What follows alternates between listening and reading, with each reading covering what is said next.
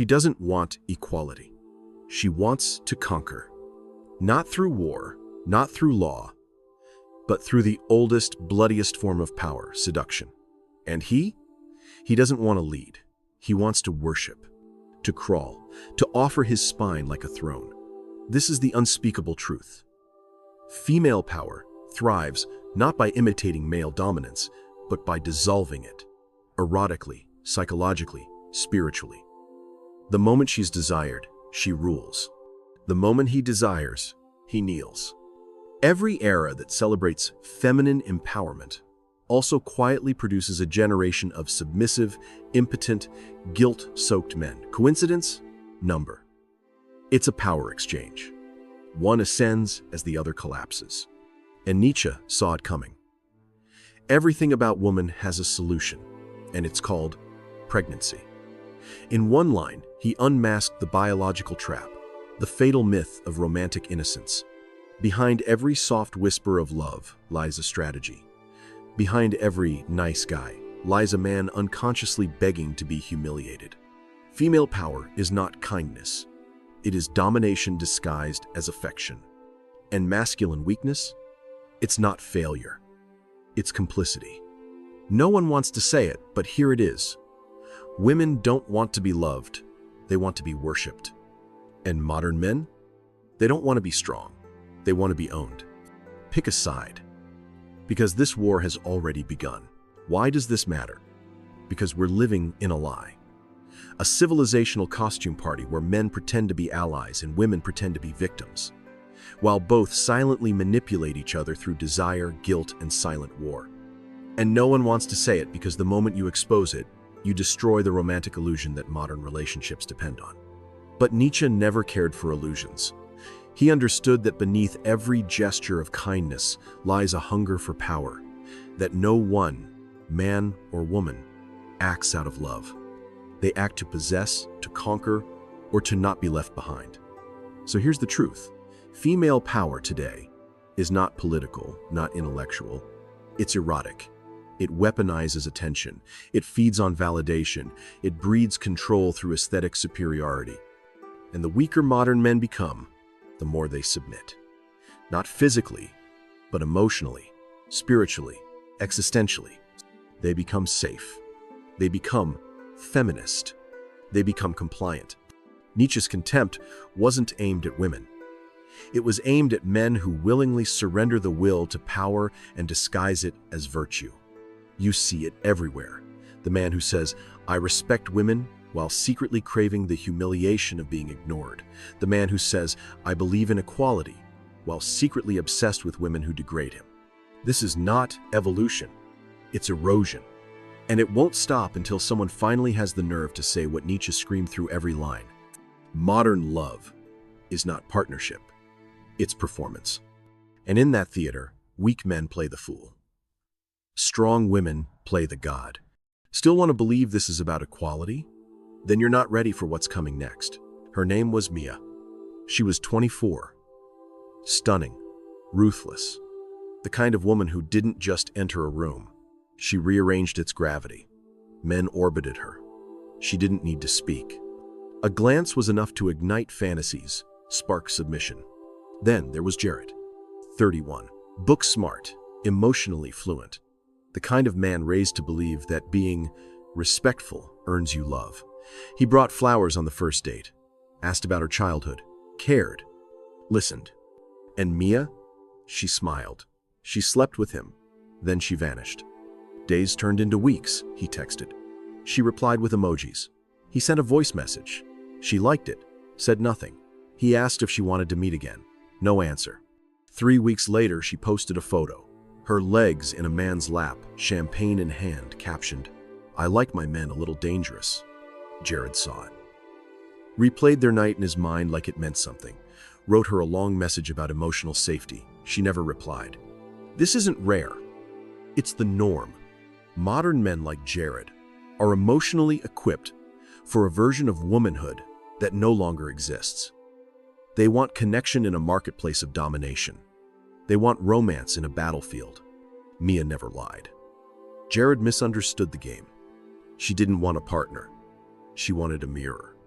someone who made her feel like a goddess, not an equal.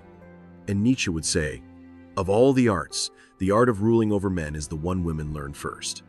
The truth is brutal. Mia didn't ghost Jared because he was too nice. She ghosted him because he was too available, too willing, too grateful, too safe. He gave her emotional security. She wanted existential risk. He offered affection. She wanted the feeling of conquest. This is where Nietzsche becomes lethal. He believed that all human behavior, especially romantic, is disguised power play. There is no such thing as pure love, only hunger with masks. And feminine power?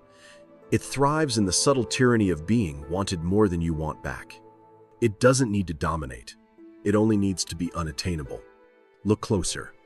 The more society empowers women externally, with rights, platforms, validation, the more it quietly disempowers men internally. Not because women take power, but because men give it up willingly. They become flatterers, pleasers. They confuse emotional labor with emotional strength. They mistake vulnerability for value. And Nietzsche's whip-crack observation still applies. In woman, man venerates what is deformed in himself. That's Jared. A man raised in a world where desire has been moralized, where the erotic is sanitized, where weakness is celebrated as virtue. He's not evil, he's irrelevant. And Mia? She's not a villain. She's simply a woman playing the role civilization gave her. The chooser, the judged, the one who holds the currency of desire. You may hate it, but it's real. This is the psychological breakdown no one teaches. She doesn't crave connection. She craves elevation. He doesn't crave love. He craves validation. Both lie, both lose, but only one walks away addicted. Jared is not alone. He's a generation. He's the nice guy, the emotionally literate man, the feminist ally, betrayed not by Mia, but by his delusion that love is earned through decency. But decency is boring, and desire has never been ethical. So when she disappeared, it wasn't cruelty. It was natural selection. And Nietzsche would laugh. Because behind every man like Jared is a deeper truth. You were never meant to be loved. You were meant to be tested. Jared didn't move on. He spiraled. Mia became his phantom addiction. Not because she gave him joy, but because she gave him meaning through pain. He stalked her stories, memorized timestamps, noticed the new guy, leather jacket, tattoos, dead eyes. The kind of man who never texts back. Jared started to question everything. Why do they always pick the worst men? Why do women reject the ones who care and chase the ones who couldn't care less? Why does being emotionally available feel like social suicide? You know the answers. You just don't want to say them out loud. Because the moment you do, you rip open the moral theater we call modern love. Let's be clear. Women don't fall for kindness. They fall for dominance disguised as indifference. They don't crave safety. They crave tension. The more a man emotionally orients himself around a woman's comfort, the more invisible he becomes. Why? Because in the economy of desire, suffering is currency. Jared suffered, but not in the way that made him valuable. His suffering was desperate, visible, feminized. He begged for validation, not for control, and Mia could smell it. And here lies the cultural hypocrisy. We live in a society that pretends women want equality, but rewards them for seduction. We tell men to be soft, sensitive, communicative, and then watch them get discarded for men who do the exact opposite. We feed men lies and punish them for believing them. It's not love, it's theater. Mia's new boyfriend? He didn't respect her boundaries. He didn't ask about her trauma. He didn't validate her inner child. He took her, decisively, and she chose him. Not out of low self-worth, not because of daddy issues, but because his apathy made her feel weak. And weakness is the most powerful drug to someone who controls everything else. Nietzsche's voice thunders here. What is evil? Whatever springs from weakness. Not the weakness of others your own. Jared's fatal flaw wasn't being kind. It was needing to be seen. And in Nietzsche's world, need is a form of slavery. Because if someone must be loved, they will obey to be loved. And obedience in romantic dynamics is death. Do you see now? Women don't reject soft men because they hate them. They reject them because they intuitively understand. A man who lives for your approval will eventually resent you for it. The worship always turns sour. The pedestal always cracks. So they run toward the dangerous man, the emotionally unavailable man. Not because he is good, but because he is free. He doesn't beg, he doesn't explain, he's already whole, which means she has to earn him. And suddenly, the rules invert. In that inversion, in that silent war of power and submission, she finally feels alive. Because love, real love, the kind no one admits to wanting, is not peace. It's obsession. It's volatility. It's being willing to burn for someone who might never catch you. Now look around you. The dating market is not broken. It is working exactly as designed. Men are punished for emotional honesty. Women are rewarded for emotional detachment. Intimacy has become a threat. Vulnerability is currency, until it becomes a debt. Jared didn't lose because he wasn't enough. He lost because he still believed in the rules society taught him.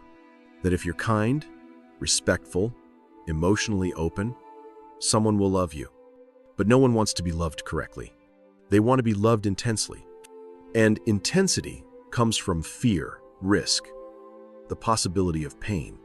So Mia left him. And she was right to. Because somewhere deep inside her, in the reptilian part of her mind, no feminist quote can reach. She knew that Jared wasn't a man. He was a mirror, a servant, a reflection of her own comfort. And no woman wants to sleep with her reflection. This is the part no dating coach, no TED Talk, no progressive influencer will admit. Modern dating doesn't collapse because people are toxic. It collapses because people are dishonest. Women pretend they want sensitivity. Men pretend they don't want power. And in that theater of mutual lies, the Myas rule, the Jared's rot. So, where does that leave you? You can hate Mia. You can pity Jared. You can pretend this was just a story, just another cynical rant. But deep down, something in you knows. This wasn't fiction. This was diagnosis. You are either the one who dominates through silence or the one who bleeds for closure. There is no middle. Modern relationships aren't broken. They've simply revealed the ancient truth. Love is not moral. It is strategic. It rewards the unapologetic. It devours the sincere. We dressed it up in Hallmark cards and therapy speak. But at its core, nothing has changed. Women still want to feel overpowered. Men still want to be enslaved, just not consciously. We call it connection. It's warfare with better lighting. Nietzsche warned us, he who cannot command himself must obey others. Jared never stood a chance. But now that you know, what will you do with it? Will you rage? Will you deny it? Or will you finally admit, you can curse me, you can cancel me, but you can't escape this truth.